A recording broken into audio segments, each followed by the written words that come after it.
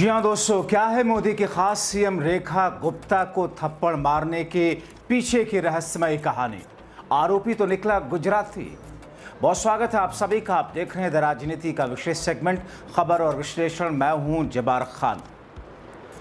क्या वाकई दिल्ली की मुख्यमंत्री रेखा गुप्ता के थप्पड़ मारने के पीछे कुछ रहस्यमयी कहानी है जिसे छुपाया जा रहा है?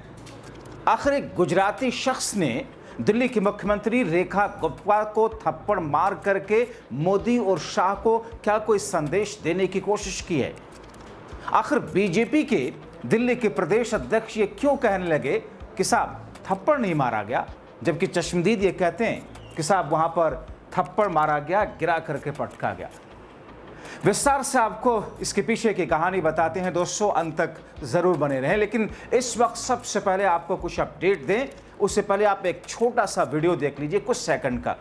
दिल्ली की मुख्यमंत्री रेखा गुप्ता का है, जब उनसे एक कॉमेडियन के बारे में पूछा गया कि जो अक्सर सरकार के आलोचक हैं माने जाते हैं वो, कि अगर वो दिल्ली में आकर शो करना चाहें तो आप क्या कहेंगे। दोस्तों, जहां तक थप्पड़ मारने वाले शख्स के बारे में आपको बताएं, ये गुजरात का है, मोदी शाह के गुजरात का, उसी गुजरात का जहां से निकलकर वो दिल्ली आया, इतना लंबा सफर करके रैकी की और उसके बाद में उस सभा में गया, पर्चा लहराया और जन्नाटेदार थप्पड़ रसीद कर दिया। गुजरात के राजकोट का बताया जाता है, पशु प्रेमी बताया जाता है। शुरुआती जानकारी में आरोपी ने अपना नाम राजेश भाई खिमजी भाई सक्रिया बताया। पुलिस ने उसे गिरफ्तार कर लिया और पूछताछ कर रही है। बताया जा रहा है कि हमलावर अपने पास एक बैग, कुछ पेपर्स लेकर पहुंचा था यहाँ पर। पहले उसने कुछ कागजात दिए, अचानक तेज आवाज में चिल्लाने लगा, मुख्यमंत्री को थप्पड़ जड़ दिया। जो मुख्यमंत्री आवास है, जाहिर तौर पर वहां घटना हुई तो वहां क्या कहा गया? मुख्यमंत्री आवास की तरफ से बताया गया कि सुनवाई के दौरान हमले पर मुख्यमंत्री आवास की तरफ से जो बयान आया उसके बारे में बताया जा रहा है कि सीएम हाउस ने बताया कि सीएम रेखा गुप्ता पर सुनवाई के दौरान एक शख्स द्वारा हमला हुआ। दिल्ली पुलिस ने आरोपी को पकड़ लिया है, उससे पूछताछ अभी भी जारी है। तो उधर मैं जल्दी से कुछ प्रतिक्रियाएं आपको दे देता हूं, क्योंकि इसके पीछे की जो कहानी है बड़ी दिलचस्प कहानी है।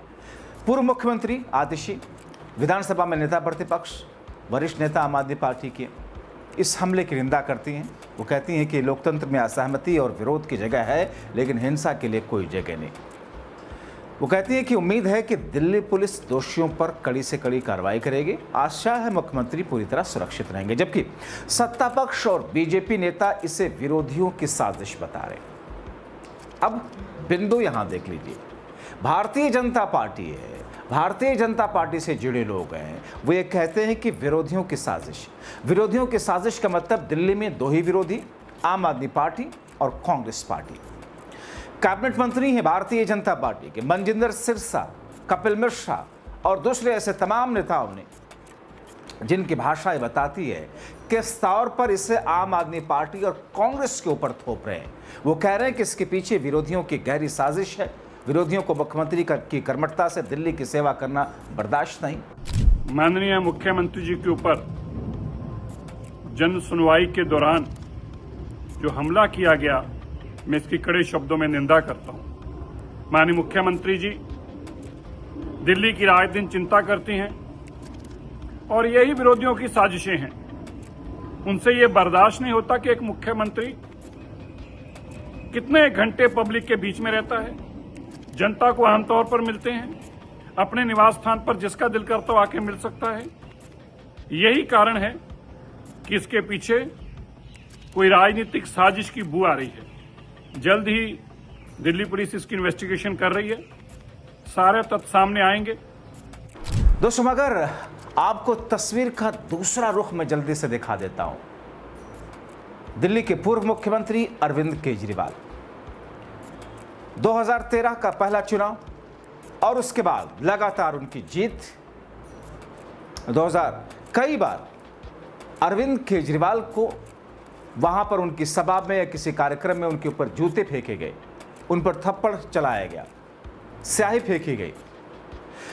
दो घटनाओं का जिक्र मैं करना चाहूंगा जो केजरीवाल के साथ हुई और क्या कहा था उस वक्त बीजेपी ने।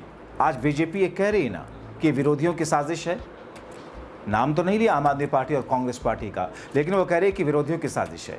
पहली घटना अरविंद केजरीवाल के साथ में, जब केजरीवाल पर जूता फेंका गया तब बीजेपी ने कहा था, आप ये स्क्रीनशॉट देखिए दोस्तों, 2016 में अखबारों ने क्या लिखा था, उसी की कटिंग है। लिखा है, अरविंद केजरीवाल पर जूता फेंकने के मामले में आम आदमी पार्टी द्वारा बीजेपी को जिम्मेदार ठहराने के बाद बीजेपी ने आम आदमी पार्टी पर पलटवार किया। बीजेपी दिल्ली के अध्यक्ष सतीश उपाध्याय उस वक्त होते थे, उन्होंने इस आरोप को खारिज किया। दिल्ली के संस्कृति मंत्री कपिल मिश्रा ने घटना के बाद आरोप लगाया था। उस वक्त कपिल मिश्रा ये जो अभी जो कह रहे हैं कि विरोधियों की साजिश है, ये उस वक्त आम आदमी पार्टी में थे, सरकार में थे, तब भी मंत्री थे। दिल्ली बीजेपी के नेता का एक फोन आया था हमलावर के पास, मगर बीजेपी ने क्या कहा था कि केजरीवाल को आत्मविश्लेषण करना चाहिए, बार बार ऐसे हमलों का शिकार वो क्यों हो रहे हैं। तो क्या हम ये कहें कि दिल्ली की मुख्यमंत्री रेखा गुप्ता को आत्मविश्लेषण करना चाहिए, बीजेपी को मंथन करना चाहिए, आत्मचिंतन करना चाहिए कि ऐसे हमले क्यों हो रहे हैं। हम तो ये कतई नहीं कहेंगे, क्योंकि लोकतांत्रिक व्यवस्था के अंदर हिंसा की गुंजाइश रत्ती बराबर भी नहीं है, इसकी निंदा हम भी करते हैं। मगर उस वक्त क्या कहा था भारतीय जनता पार्टी ने कि साहब उनको सोचना चाहिए बार बार हमले केजरीवाल पर क्यों हो रहे हैं। अब आपको 2019 की घटना दिखाते हैं, जब केजरीवाल को थप्पड़ मारा गया था, तब क्या कहा गया था बीजेपी ने, तब के अखबार ने क्या कुछ लिखा था, कटिंग देखी उसी वक्त का है। बीजेपी ने कहा था इस थप्पड़ कांड के पीछे खुद अरविंद केजरीवाल जिम्मेदार है। तब के बीजेपी के प्रदेश अध्यक्ष मनोज तिवारी ने कहा कि इसके पीछे अरविंद केजरीवाल खुद ही जिम्मेदार है।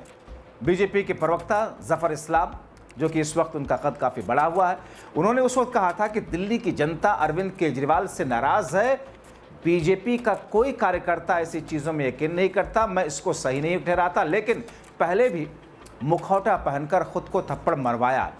जफर इस्लाम साहब बीजेपी के बड़े प्रवक्ता, क्या उस वक्त कहा था उन्होंने कि मुखौटा पहनकर खुद को अरविंद केजरीवाल ने थप्पड़ मरवाया है ताकि पब्लिसिटी बनती रहे। वो कहते हैं कि मुझे नहीं लगता कि इस बार उन्हें कोई सहानुभूति मिलेगी। ये किसी दल के नेता का बयान हो सकता है, जबकि दूसरे दल के नेता के ऊपर हिंसात्मक हमला किया जाए, थप्पड़ मारा जाए, जूता फेंका जाए। ये बीजेपी जो अपने चाल चरित्र और चेहरे की बात करती है, ये बीजेपी जो कि पार्टी विद डिफरेंस की बात करती है, इनका बयान आपने देख लिया। अब आते हैं कि अगर अरविंद केजरीवाल जूता खाने, थप्पड़ खाने के जिम्मेदार बीजेपी की नज़र में खुद थे, तो आज मोदी की खास, शाह की खास रेखा गुप्ता को थप्पड़ खाने का जिम्मेदार विरोधी कैसे हो सकता है।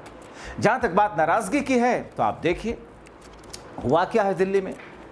क्योंकि दोस्तों दिल्ली में नाराजगी ऐसी है, आप निकलेंगे, लोगों के बीच में जाएंगे, खास तौर पर middle class, lower middle class, झुग्गी झोपड़ी में, तो उनकी बस अगर चले तो फिर रेखा गुप्ता को मुख्यमंत्री की कुर्सी से उठा करके बाहर फेंक दें। शब्द थोड़ा हार्श हो रहा है, कुर्सी से उतार दें। दिल्ली वासियों के साथ में क्या हुआ, दिल्ली की जब सरकार आई और रेखा गुप्ता जब मुख्यमंत्री बनी, दिल्ली में ऐसी स्थिति कि खुद सुप्रीम कोर्ट को टिप्पणी करनी पड़ी थी। दिल्ली की महिलाएं नाराज, बुजुर्ग नाराज। केजरीवाल के मोहल्ला क्लिनिक का क्या हाल, रेखा गुप्ता ने क्या किया। गरीब लोग जो किसी तरह अपने सर पर झुग्गी की छत डाल करके रह रहे थे, कैसे दिल्ली के मुख्यमंत्री रेखा गुप्ता ने उन झुग्गियों को, झोपड़ियों को उनके सर से नोच के फेंकवा दिया। महिलाओं से किए गए 2500 रुपये दिए जाने के वादे के साथ क्या हुआ। हल्की सी बारिश में दिल्ली डूबती दिखती है, जिस पर खुद सुप्रीम कोर्ट ने जो टिप्पणी की थी, एक दिन पहले मैंने आपको बताया था अपने शो में कि कैसे सुप्रीम कोर्ट ने कहा कि लकवा मार जाता है पूरे शहर को। और जब तक सुप्रीम कोर्ट की उस टिप्पणी की व्याख्या होती, लोगों में चर्चा होती, तब तक अरविंद केजरीवाल को उसी गुजरात के एक शख्स ने आकर के थप्पड़ मार दिया, जिस गुजरात के मोदी हैं शाह। जहां तक बात रेखा के सीएम बनने और दिल्ली की बीजेपी के सत्ता में आने की, तो आपने देखा था कैसे चुनाव में क्या कुछ आरोप लगे थे, किस तरह दिल्ली के चुनाव में क्या कुछ हुआ था। बीजेपी नेताओं ने कैसे प्रचार किए थे, कैसे दिल्ली की झुग्गी झोपड़ियों में जाकर 500 रुपये देकर उनकी उंगलियों पर स्याही लगा करके जो विरोधी वोटर थे कांग्रेस और आम आदमी पार्टी के, ऐसे वीडियो सामने आए थे कि झुग्गी झोपड़ियों में जाकर बाकायदा उनको घरों में पर व्यक्ति, अब सोचिए कितनी चालाकी दिखाई थी बीजेपी ने। ऐसा कहा गया कि जिस झुग्गी झोपड़ी में हस्बैंड वाइफ हैं, 2 बेटी बेटा हैं, यानी कि 6 लोग अगर एक झुग्गी में, भले ही बच्चे छोटे हों, उनके हाथ में भी 500-500 रुपये दिए गए थे। जाहिर तौर पर कोई परिवार 2,500 रुपया एक वक्त में चंद मिनटों में हासिल कर लेता है और उसे उसके लिए करना कुछ नहीं है। उसे तो पोलिंग बूथ पे जाकर के लाइन लगा करके वोट डालना होता, रुकना होता, टाइम बर्बाद करना होता, उसमें अपना कुछ काम कर लेगा। उसे कहा गया आपको जाना नहीं है, और उनको वर्गलाने के लिए, भ्रमित करने के लिए कोई एक मशीन सी ले गए थे जिस पर अंगूठा लगवा रहे थे। ऐसी खबरें उस वक्त खूब आई थी, ऐसे वीडियोस खूब आए थे दोस्तों। लेकिन अब तक जो आरोपी के बारे में जानकारी आई है, इस बीच में आपको बताएं कि आरोपी गुजरात के राजकोट का है। राजेश भाई खिमजी भाई सक्रिया बताया जा रहा है। पुलिस की गिरफ्त में है, पूछताछ जारी है। आधार कार्ड उसका सामने आ चुका है। सूत्र बताते हैं कि शख्स का कोई परिजन जेल में है, उसको छुड़वाने के लिए अर्जी लेकर के आया था। उस शख्स के परिजन का मामला कोर्ट में चल रहा है। इस बीच दिल्ली पुलिस से, गुजरात पुलिस से के बारे में और भी जानकारी जुटाने के लिए संपर्क किया गया। उसका आधार कार्ड, जैसा कि आप देख रहे हैं, पुलिस की पूछताछ में आरोपी की मां ने बताया कि आवारा कुत्तों पर सुप्रीम कोर्ट के फैसले के बाद दिल्ली पहुंचा था। मां ने बताया कि शख्स मानसिक रूप से बीमार है, उसके पशु प्रेमी होने का दावा किया गया। वो इससे पहले भी दिल्ली की यात्रा कर चुका है। राजकोट पुलिस आरोपी की मां को पूछताछ के लिए ले गई है। मां ने बताया कि उन्हें ये नहीं पता कि वो दिल्ली के सीएम के यहाँ जाएगा। मगर दोस्तों, आखिर में आपको यह भी बताएं कि दिल्ली के बीजेपी के प्रदेश अध्यक्ष कह रहे हैं ना, थप्पड़ नहीं मारा गया, इज्जत बचा रहे हैं शायद। वहां जो मौजूद थे लोग, वो कह रहे हैं कि थप्पड़ मारा गया। आप क्या कहेंगे? अपनी राय कमेंट बॉक्स में जरूर लिखें। अभी के लिए इतना ही, बहुत शुक्रिया।